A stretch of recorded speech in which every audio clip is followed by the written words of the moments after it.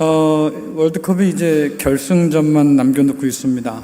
그동안 사실 별 관심 없었는데 누가 우승하게 될까 살짝 궁금해지긴 해요. 이번 월드컵은 여러 이슈를 낳았는데요. 그 가운데서 논란과 그로 인한 이변들이 많았다, 이런 평가들이 있어요. 그 이변의 원인이 뭐냐라고 하니까 경기 결과에 영향 줄 만한 심판의 오심이 있었다고 하는 거죠. 그것도 자주. 그래서 결정적인 순간에 어떤 사람은 퇴장당하기도 하고, 그래서 그 게임을 지기도 하는 그런 일들이 벌어지잖아요. 심판은 정정당당해야 하고 경기를 위해서 양팀 모두에게 똑같은 기준을 가지고 적용해야 될 텐데, 그러지 못하면 경기에 굉장히 큰 영향을 줄 수 있는 사람인 거죠. 그래서 그 심판이 과연 공정하게 심판했느냐, 이것이 문제가 되고 있습니다. 이 공정의 문제는 경기에만 해당되는 것이 아니고 오늘날 삶의 전반에 걸쳐서 떠오르는 아주 큰 이슈입니다. 사람들은 세상이 공정하다고 믿지 않아요. 우리나라 헌법 10조와 11조는 국민 모두에게 행복 추구권이 있고 평등권이 있다고 명시를 하고 있습니다. 하지만 대다수의 국민들은 믿지 않습니다. 신뢰하지 않아요. 왜 그럴까? 누구에게나 기회가 있다고 말은 하지요. 하지만 그 기회가 다른 누구에게는 그림의 떡일 때가 너무나 많은 겁니다. 아무리 발버둥 쳐도 넘기 힘든 문턱이 존재하고 또 깨지지 않는 유리 천정이 여전히 있다는 것을 우리는 살면서 몸소 피부로 느끼고 살아요. 어떤 사람은 그렇습니다. 상대적인 박탈감이 있을 수 있지요, 이렇게 말하지만, 그러나 어떤 사람에게는 상대적인 박탈감이 아니라 절대적 박탈감으로 다가올 수도 있는 일이잖아요. 그래서 사람들이 생각하는 거예요. 우리가 사는 세상은 공정하지 않다. 여러분 사는 세상은 괜찮습니까? 공정한 것 같아요? 공정합니까? 별로 세상 살만함이 없는가 봐요. 공정의 문제 상당히 심각한데, 세상이 그런 거는 어제 오늘의 일이 아니니까, 그럼 좀 더 시선을 바꿔서 하나님은 공정할까요? 하나님은 공평합니까? 하나님은 정의롭습니까? 송명희 시인이 그렇게 노래했지요. 나 가진 재물 없으나, 그렇죠? 남이 갖지 않는 뭔가를 하나님이 주셨다, 그래서 공평하다. 근데 실상 이 찬양을 부르는 동안에 어떤 사람들은 그렇습니다. 남이 가진 것 없지만 남이 없는 것 내게 주셨다, 그래서 감사하다, 그래서 하나님 공평하다고 말하지만 한편으로는 어떤 마음이 있어요? 남이 가진 것 나도 갖고 싶어요, 하나님. 솔직하지 그렇지 않습니까? 내게 건강이 없는데요, 난 건강하고 싶어요. 그렇지요? 남이 보지 못한 거 보는 거 관심 없고요, 난 남이 보는 거 나도 보고 싶어요. 그런 거 아니에요?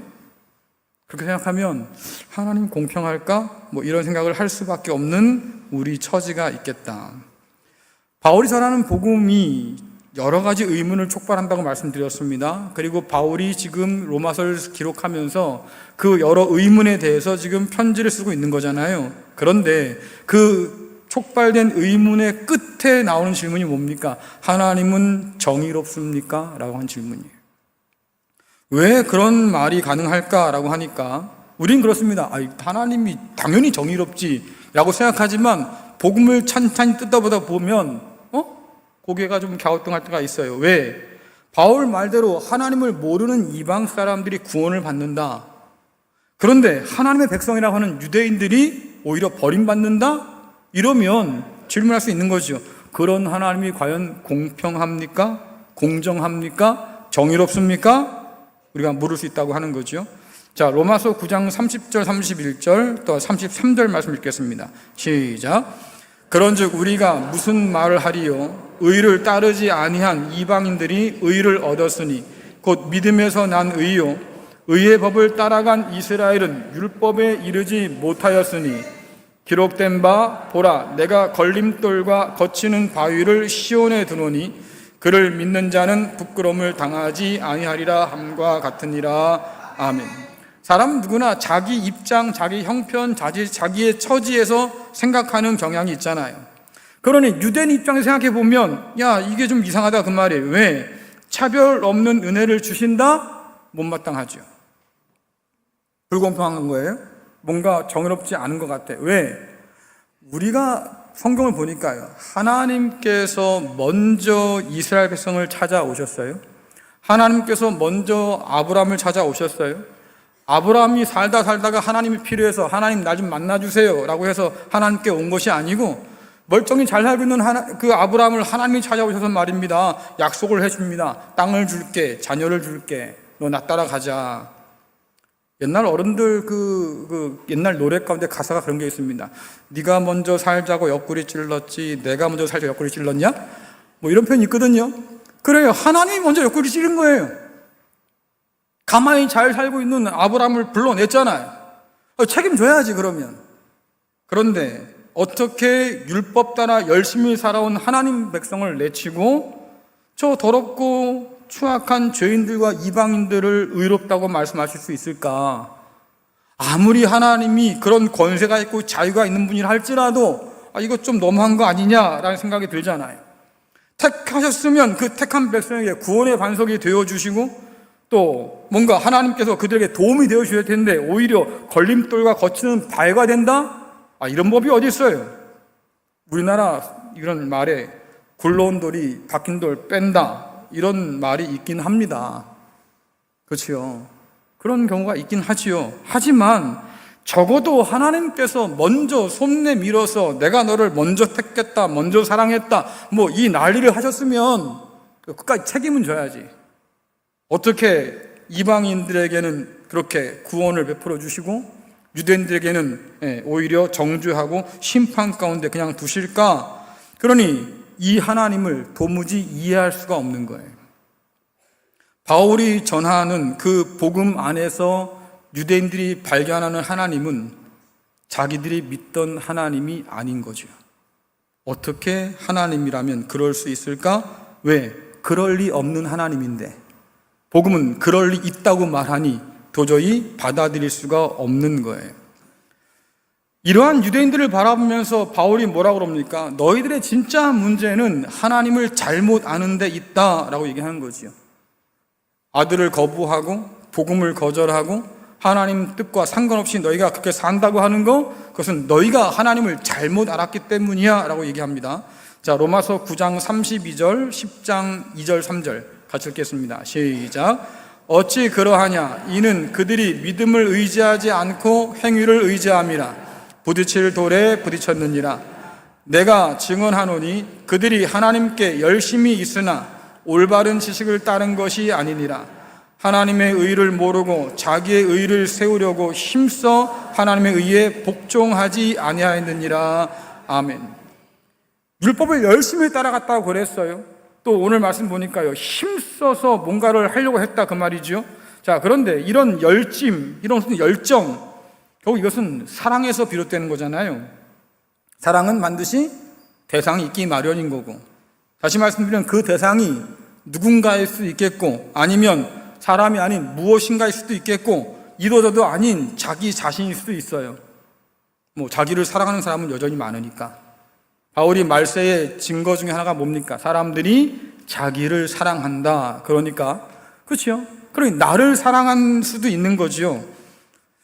문제는 뭐냐면 이 열정은 사랑하는 대상을 향해서 흐르기 마련이에요. 그렇죠?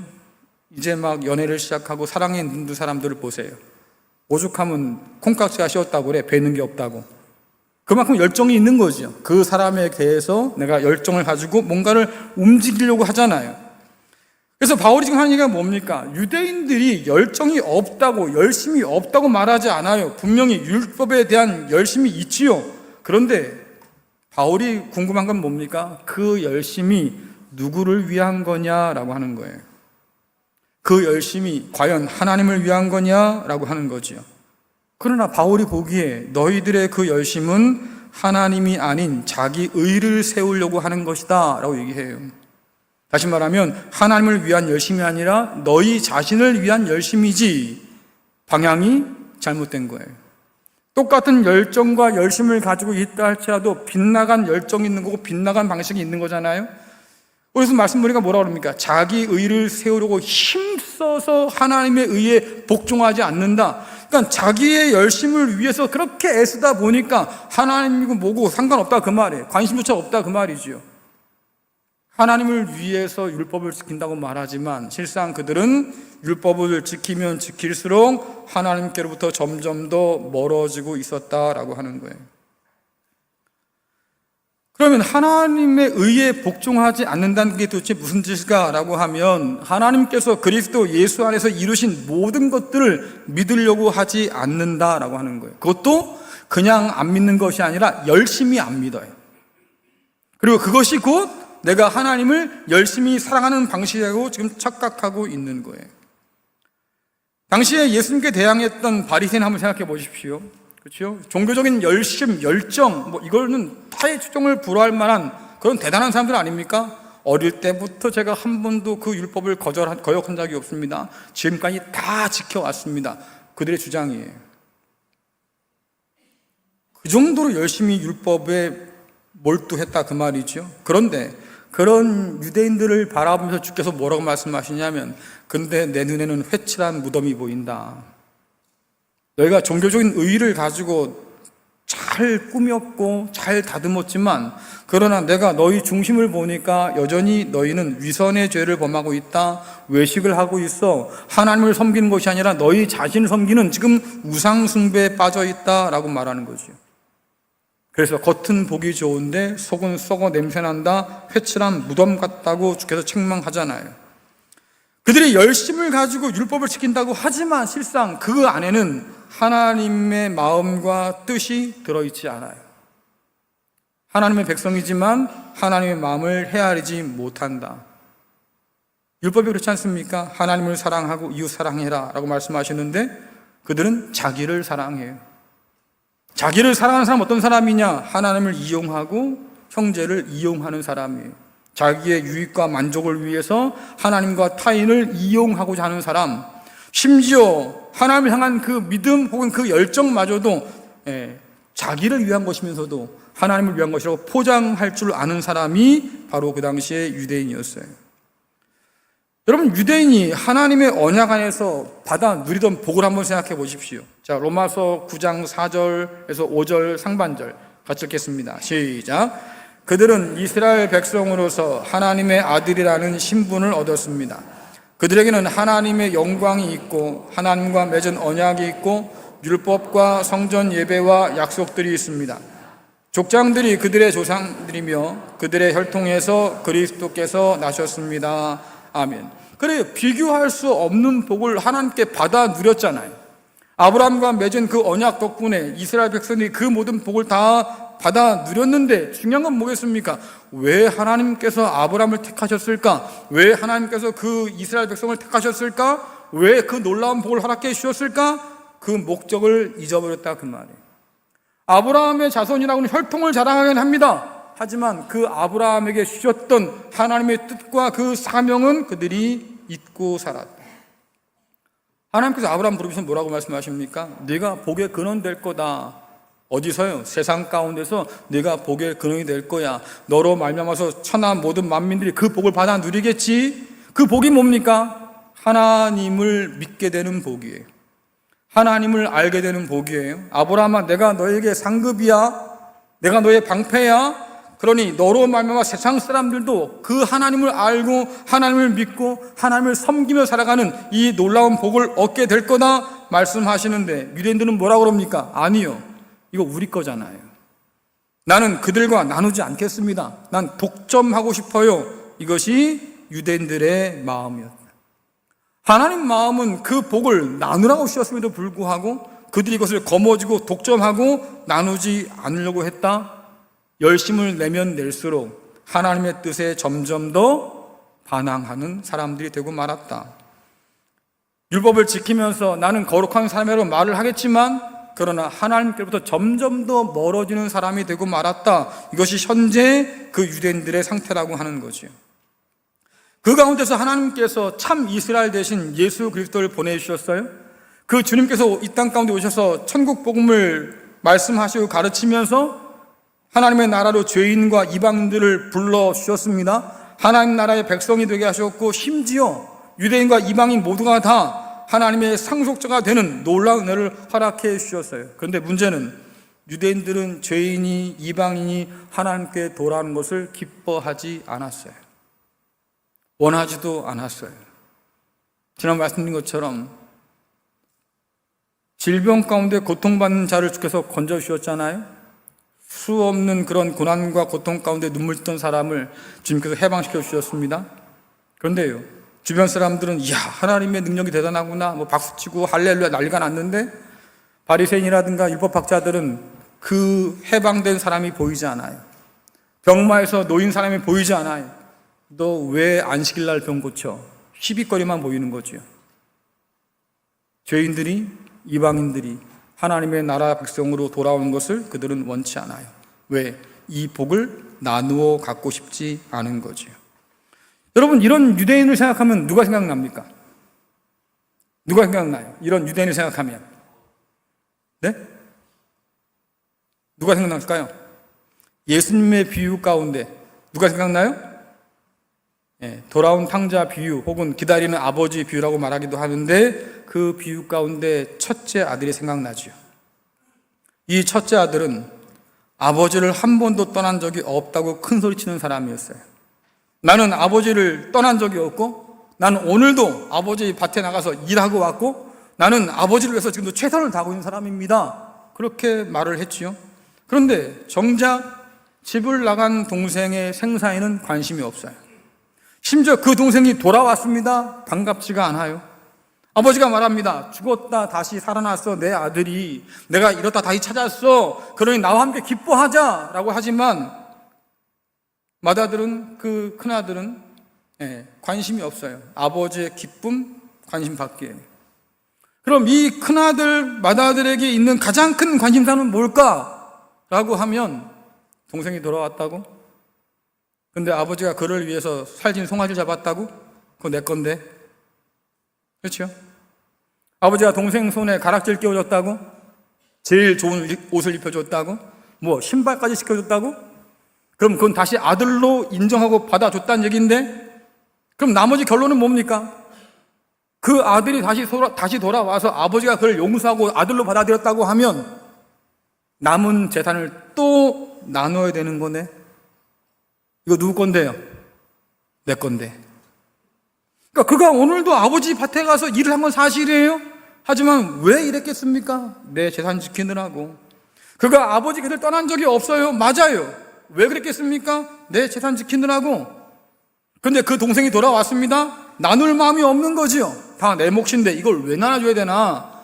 그러니 아버지가 못마땅해요. 불공정한 것 같아. 하나님 아버지한테 뭐라고 그럽니까? 어떻게 나한테 이럴 수 있습니까? 이게 유대인들이 복음 안에서 드는 생각들인 거예요. 어쩌다가 이 백성이 이렇게 되었을까? 하나님께서 아브라함을 통해서 주신 그 놀라운 복과 사명을 받았을 때만 해도 말이죠, 이 중심이 잃지 않았을 텐데 어쩌다가 이 모양이 되었을까? 바울이 말합니다. 올바른 지식을 따르지 않아서, 하나님이 정한 방식을 따르지 않아서, 하나님께서 그리스도 예수를 통해서, 복음을 통해서 우리에게 하나님의 뜻이 무엇인가를 알려주셨고 그 방식이 무엇인가도 우리에게 알려주셨지만, 그러나 믿으려 하지 않고 받아들이지 않고 자기 고집에 사로잡혀 있는 거지요. 하나님을 사랑하고 이웃을 사랑하는 그 율법, 그들이 죽어라고 지킨다고 애를 썼지만, 그러나 그 가운데 하나님을 사랑하지도 않고 이웃을 사랑하지도 않으니 형식만 남고 그 율법에 이룰 수 없던 거예요. 여러분, 누가복음 11장 52절 함께 읽겠습니다. 시작. 화 있을진저 너희 율법 교사여, 너희가 지식의 열쇠를 가져가서 너희도 들어가지 않고 또 들어가고자 하는 자도 막았느니라 하시느니라. 아멘.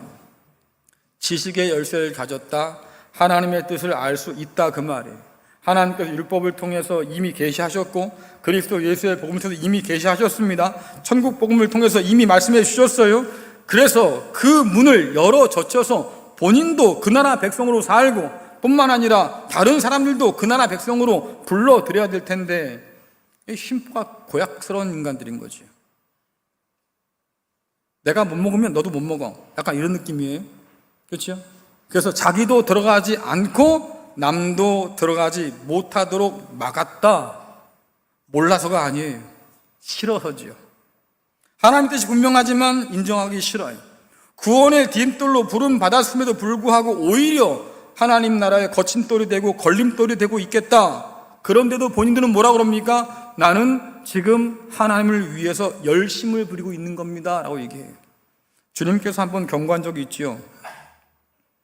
사람들이 너희를 옥에 가두기도 하고 때리기도 하고 잡아갈 거야 말씀합니다. 그래서 뭐라고 그래요? 그런 것이 하나님을 위한 일인 줄 알 거다.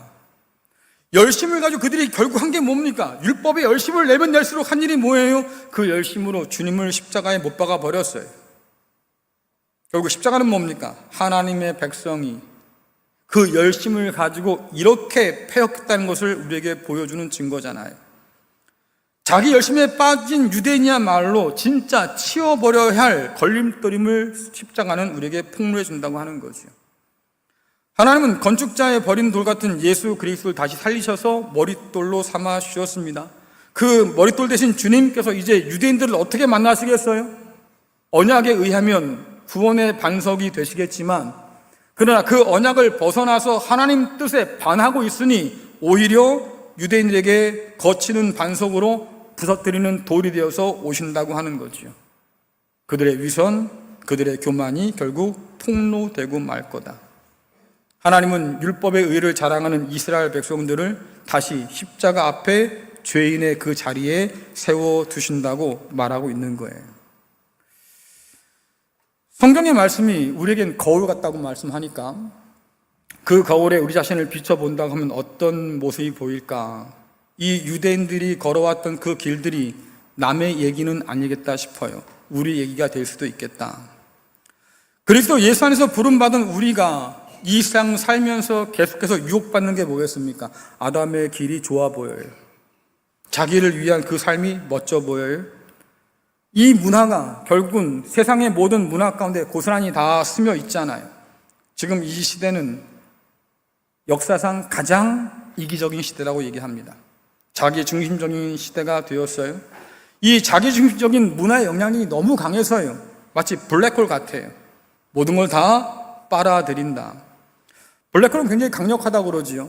빛은 직진하는 그런 힘이 있는데요. 블랙홀에 들어가면 빛이 휜대요. 너무 힘이 강해서 빛도 휘어진다. 그만큼 힘이 강하다라고 하는 얘기인데 세상의 문화가 그렇습니다. 그래서 복음마저도 휘어버리고 왜곡시키는 것이 세상 문화잖아요. 교회가 세상에 대항하는 그런 복음을 가지고 사는 것이 아니고 교회가 세상과 동화된 복음을 가지고 산다 그 말이에요. 그러니까 오늘날 복음은 자기중심적 복음이다라고 하는 거예요. 단적인 예로 뭐가 있어요? 하나님 나라 관심 없어요. 그렇죠? 여러분께서 오늘 예배 자리에 나올 때 말입니다. 오늘도 하나님께서 그 나라를 우리에게 펼쳐주시겠지 이런 기대를 가지고 오신 적 있어요? 여러분 살면서 말입니다. 아이고 목구멍이 포도성이라도 그래도 하나님께서 다 주신다고 했으니까 내가 하나님 나라와 영광을 살아야지 뭐 이런 거 봤어요? 쉽지 않을 거예요. 그렇죠? 우린 다 거짓에 속아 살아요. 성공하는 것만이 하나님께 영광 돌리는 길이야. 스스로 자꾸 암시를 하지요. 왜? 내가 성공하고 싶으니까. 성공만이 축복의 증거야. 이런 거짓으로 자기를 자꾸 설득해요. 왜? 성공하고 싶으니까. 이런 거짓에 묶여 살면 십자가의 길을 걸어가신 주님이 보이지 않는다 그 말이에요. 그 주님을 따라 걸었던 제자들이 어떻게 죽었습니까? 다 고난받고 핍박당하다가 순교당했습니다. 그러나 세상의 복음의 관점으로 보면 다 실패한 자들이에요. 왜? 성공하지 못했으니까. 심지어 그리스도 예수마저도 하나님께 영광 돌리지 못하는 실패한 자예요. 왜? 성공하지 못했으니까. 근데 오히려 성경은 뭐라고 그러시냐면 주님께서 고난받고 십자가의 죽으심으로 하나님께 영광을 돌렸다고 얘기해요. 그러니 우리의 생각과 정면으로 부딪히는 일인데 우리는 이 성경의 이야기를 슬쩍 뒤로 감춰버립니다. 왜? 나는 성공하고 싶으니까.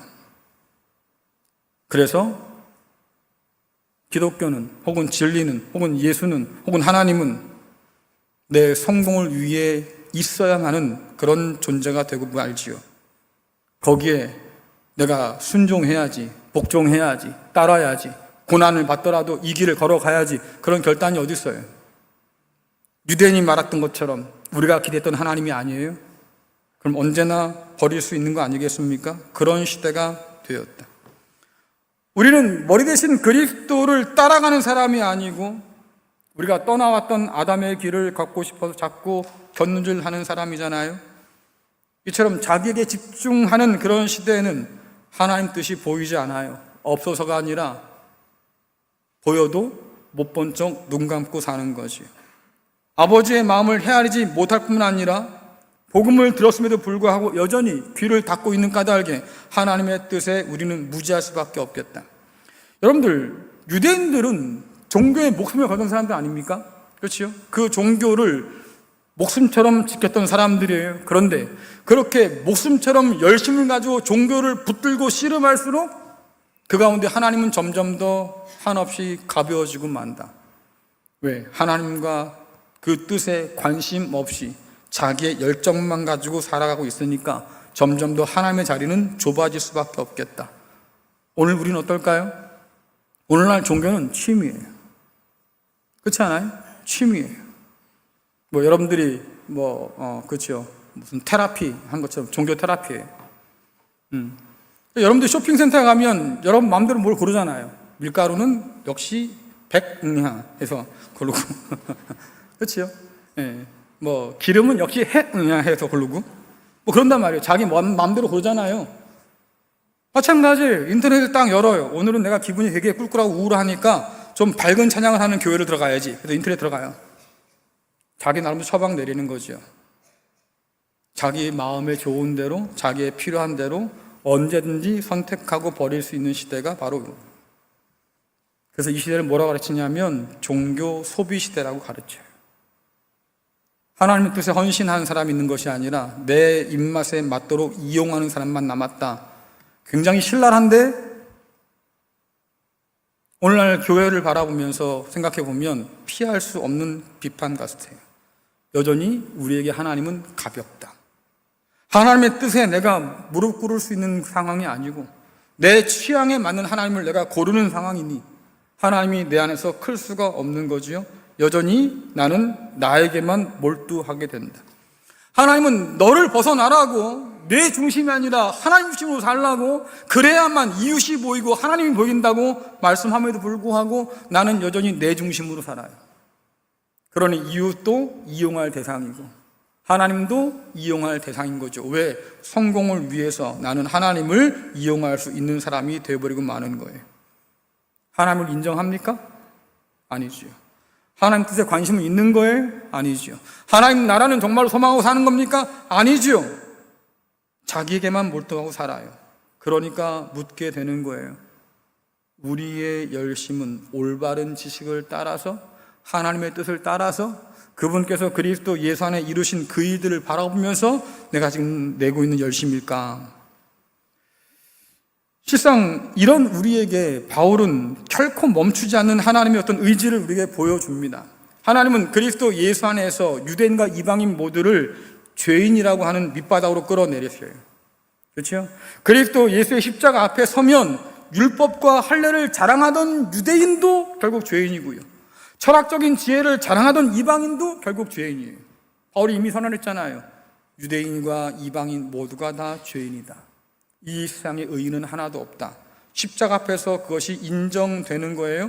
우리가 죄인이구나. 그러니 하나님은 공평한 분이시죠. 공정한 분이세요. 출발점이 똑같도록 만들어놨다 그 말이에요. 유대인들은 말합니다. 우리가 그래도 앞서야죠. 출발점에. 왜? 우린 기득권이 있으니까 하나님의 택함 받은 백성 아닙니까? 그러니까 저 앞에 가 있어야지요. 하지만 하나님께서 뭐라고 말씀하십니까? 뒤로 더 와, 뒤로 더 와. 너 죄인이잖아. 어딜? 기득권이 어딨어? 죄인부터 시작하는 거예요. 죄인부터. 뿐만 아니라 똑같은 원칙을 적용합니다. 율법을 가지고 자랑하는 사람들 뿐만 아니라 할례 받은 아브라함의 혈통이라고 자랑하는 사람들, 야 너희도 믿음으로 구원받아.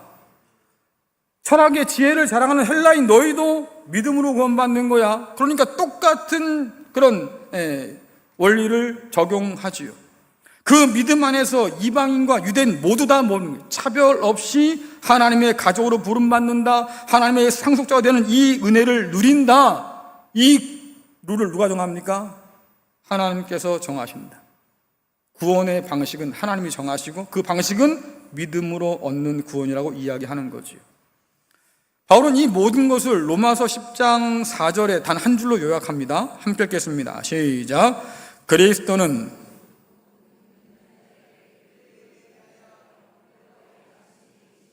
한 번 더. 그리스도는 모든 믿는 자에게 의를 이루기 위하여 율법의 마침이 되시니라. 아멘. 그리스도께서 율법에 마침되었다고 하는 이 표현은 오해하기가 딱 좋아요. 더는 율법이 필요 없구나 이렇게 오해하기 쉬운데 사실 율법이 필요 없다는 얘기가 아니에요. 그렇게 착각하는 사람들은 모릅니까? 이제는 우리가 자유롭구나, 뭘 해도 하나님이 우리를 다 용서해 주시겠구나. 아니요, 그런 의미가 아니에요. 율법이 필요 없다는 뜻이 아니고 하나님께서 예수님을 통해서 완성하셨다는 뜻입니다. 자, 마태복음 5장 17절 같이 읽겠습니다. 죄송합니다, 제가 안 써놨어요. 제가 읽어드릴게요. 주께서 뭐라고 말씀하셨냐면 내가 율법이나 선자를 폐하러 온 것이 아니다, 오히려 내가 완전하게 하려 왔다. 그렇죠? 폐하려고 온 것이 아니라 완전하게 완성하려고 왔다. 우리가 하지 못하지만 주님께서 하신다, 그 말이에요. 그리고 십자가에서 달리신 주님께서 운명 직전에 뭐라고 말씀하십니까? 내가 다 이루었다. 뭘 이루었겠어요? 하나님께서 그리스도 예수를 통해 행하시고자 했던 그 모든 걸 다 이루었다. 그것이 율법이 요구하는 것인데 하나님 예수님이 다 이루셨다. 우리가 이룬 게 아니잖아요. 주님께서 이루신 거예요. 그러니까 이 말씀이 뭡니까? 율법을 완벽하게 지키려는 헛된 시도 그만해라. 그거 안 해도 괜찮다. 왜? 우리 주님이 다 이루셨으니까. 뿐만 아니라 다 완벽하게 지켰다고 하는 그 교만도 내려놔라. 너는 실패했고 그리스도 예수께서 이 모든 율법을 완성하셨으니까 그만 겸손해져라, 그 말이에요. 하나님은 저와 여러분을 예수 그리스도를 통해서 바라보십니다. 성경에 보니까 바울이 그러지 않습니까? 이방인과 유대인을 불러서 한 사람이 되게 하셨다. 그 한 사람의 머리는 누구냐라고 하니까 그리스도 예수가 우리의 머리다. 그래서 그리스도 예수를 머리로 하는 그 한 사람은 이방인과 유대인이 하나 된 사람이다, 이렇게 얘기하는 거예요. 그렇죠? 그러니까 하나님께서 이제는 그리스도 안에서 저와 여러분을 바라볼 때 그냥 바라보는 것이 아니에요. 예수님을 통해서 우리를 보는 거지요. 모든 율법을 완성하신, 성취하신 그 예수님을 통해서 우리를 바라보니 우리가 얼마나 하나님께서 보시기에 사랑스러우시겠어요. 가뜩이나 우리를 사랑한 분 아닙니까? 그렇잖아요. 여러분들이 예수님 믿기 전부터 이미 하나님 우리를 사랑했다고 그랬어요. 내가 너희를 먼저 택했고 먼저 사랑했어. 어떤 줄 알고? 우리가 이런 줄 알면서도, 그렇죠? 그런 사랑으로 우리를 불러주시고 우리를 위해서 아들을 내어주셨습니다. 그 아들을 통해서 오늘 우리를 바라보시니 우리를 얼마나 더 사랑스럽게 보시겠어요. 옆에 있는 사람들에게 이야기합니다. 나 하나님께 사랑받는 사람입니다.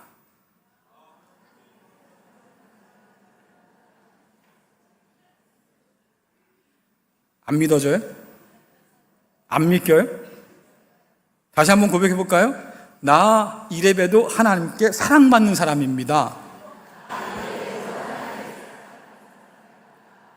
그럼 뭐라고 했어요, 여러분들은?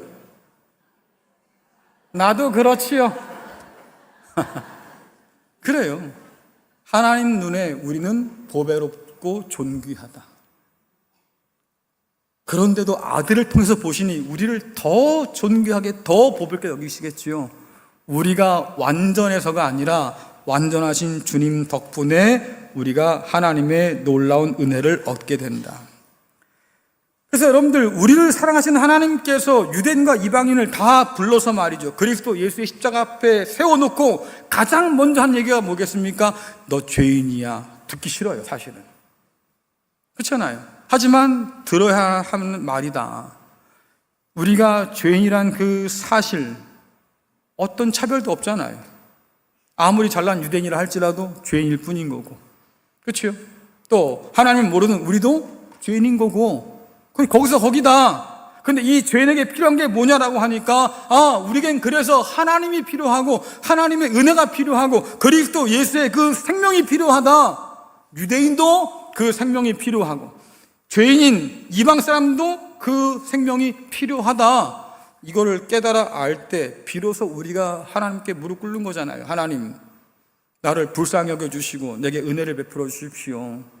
진노 중에라도 긍휼을 잃지 마시고 나를 불러주십시오. 그래요. 그렇게 하나님께 가난한 마음으로 설 때에 하나님의 은혜가 우리 가운데로 밀려드는 거지요. 내 의를 내려놓고 믿음으로 그리스도 예수의 의를 의지하는 자만이 그리스도와 연합한 상속자의 복을 차별 없이 누리게 하신다. 그러니 죄인인 것을 인정하고 받아들이고 하나님 앞에 무릎 꿇을 때 비로소 그 은혜가 우리에게 밀려든다라고 하는 거예요. 설교를 준비하다가 그 생각 한번 해봤습니다. 여러분들 양평 주민들이시죠? 양평 주민이 아니신 분 손 들어보세요. 나는 놀러 왔다가 오늘 예배 드리러 왔어요. 이런 분들 안 계시나요? 예. 자, 그럼 질문 드리겠습니다. 양평 주민이 누릴 수 있는 특권이 뭡니까? 양평 사람이 되어서 누리는 특권.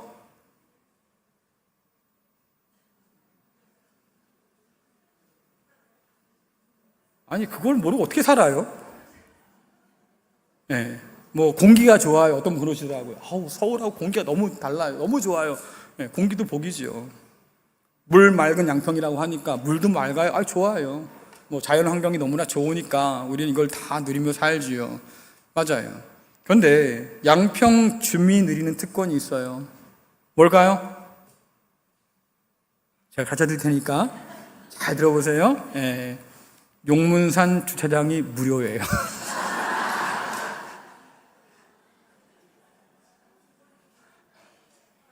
저도 몰랐다고요.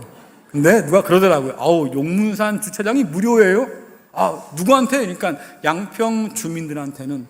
그래요? 그래서 제가 또 한번 차를 끌고 갔잖아요. 아내랑 같이 차를 끌고 가서 차를 딱 대놓고 올라갔다 내려왔어요. 나오려고 하는데 이렇게 보니까 입구가 2개예요. 출구가 2개예요. 예, 일반 사람들이 있고요. 양평 국민 전용 출구가 있더라고요. 글로 가면 공짜예요. 제 차 번호를 어떻게 알지? 다 입력해놨어. 그래도 그냥 갈 수도 있대요. 질문 하나 더 드릴게요. 양평 장로교회 성도가 되면 누리는 특권이 뭡니까? 공교롭게도 주차장이 공짜네요.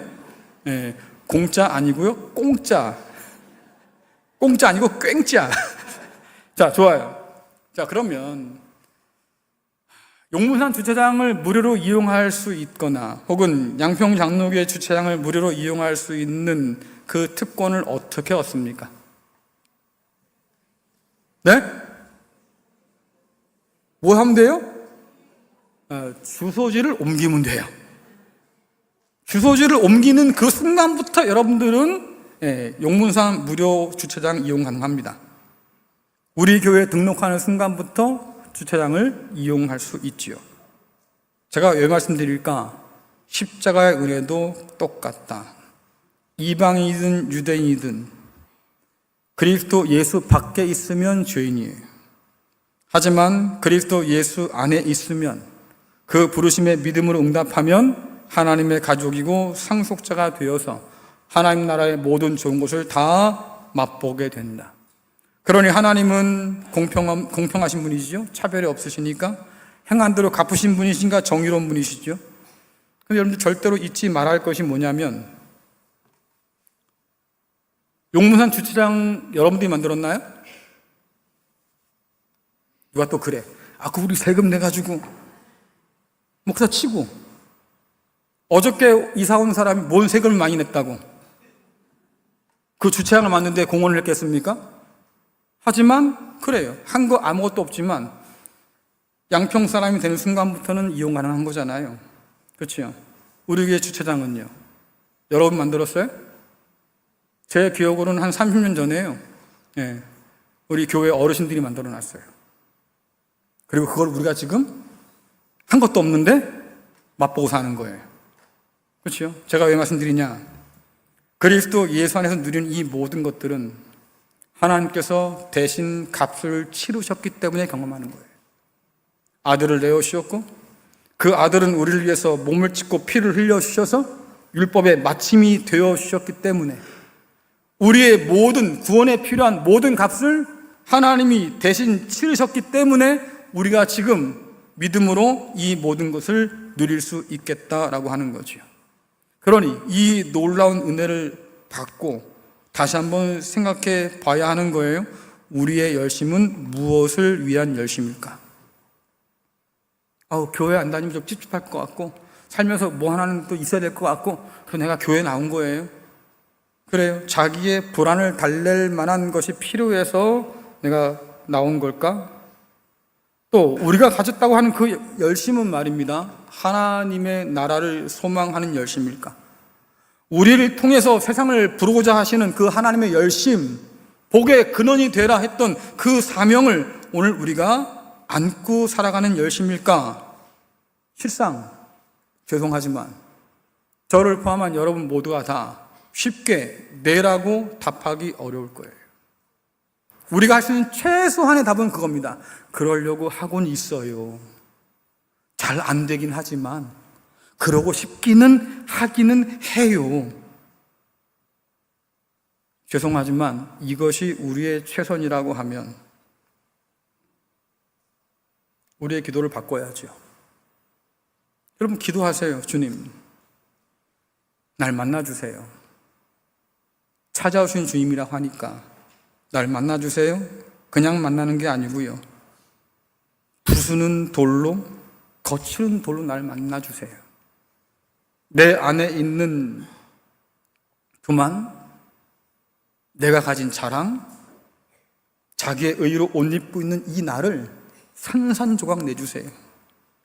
여러분 이것이 우리 기도의 첫 번째 제목이에요. 거치는 돌이요 부수는 바위신 주님을 만나서 내 교만이, 내 자랑이, 자기의 의가 사정없이 조각나고 무너질 때 비로소 우리는 가난한 마음이 되고, 비로소 우리는 하나님의 은혜를 구하게 되고 하나님께 간절히 빌게 되는 거지요. 하나님, 나를 긍휼히 여겨 주십시오. 자기를 자랑하고 드러냈던 그 사람이 무릎 꿇어서 가난한 마음이 든다, 그 말이에요. 하나님, 나를 좀 돌봐 주십시오. 근데 그때에 주님께서는 우리에게 구원의 반석으로 찾아오셔요. 그래서 제가 오늘 말씀드리는 거예요. 걸려 넘어짐이 은혜구나. 그 걸려 넘어짐을 통해서 주님을 다시 만나고 발견하는 그런 눈이 열리고 믿음이 생기는구나. 넘어지지 않는다면, 부서지지 않는다고 하면, 바울이 주님을 괴롭게 하던 사람 아닙니까? 어느 날 주님께서 바울을 찾아오셨어요. 주님을 만났습니다. 그 만남과 동시에 산산이 부서지고 말잖아요. 내 의, 내가 자랑하던 모든 것 다 내가 뭐를 배설물로 여겼다. 난 쓰레기처럼 버렸어. 어떻게 가능합니까? 그의 세계가 산산이 부서진 거예요. 그리고 나서 주님을 다시 보게 된 거지요. 주님께서 하나님의 아들이시구나. 주님을 다시 만나는 은혜가 있게 되었다. 그러니 여러분들 제발 그리스도 예수를 만나셔서 걸려 넘어질 수 있기를 간절히 축원합니다. 그리고 그 주님을 통해서 다시 일어서세요. 주님이 우리의 반석이 되어주신다고 약속하시니 겸손한 마음으로 의지할 때 믿음으로 주님을 받아 안고 그 위에 서는 은혜가 있기를 간절히 축원합니다. 바울이 성경을 통해서 계속해서 우리가 강조하는 게 뭡니까? 하나님의 은혜를 제발 헛되이 받지 마세요. 계속 강조해요. 자기의 의를 얻기 위해서 그렇게 애쓰는 사람으로 우리를 부른 게 아니에요. 이미 하나님께서 값을 다 치러 놓으시고 그리스도 예수로 옷 입도록 우리를 불러주셔서 하나님의 자녀, 하나님의 상속자가 되게 하셨어요. 말씀드린 것처럼 이것은 우리만을 위한 복이 아니라 그리스도 예수 안에서 이 모든 자유와 이 모든 기쁨을 누리면서도 이것을 통해서 다른 사람들을 하나님께로 이끌라 하고 복의 통로로, 축복의 통로로 우리에게 사명을 허락해 주셨지요. 그 은혜를 주신 하나님을 기뻐하고 그 은혜를 나눌 때 비로소 하나님의 기쁨으로 살아가는 저와 여러분 될 수 있기를 간절히 축원합니다.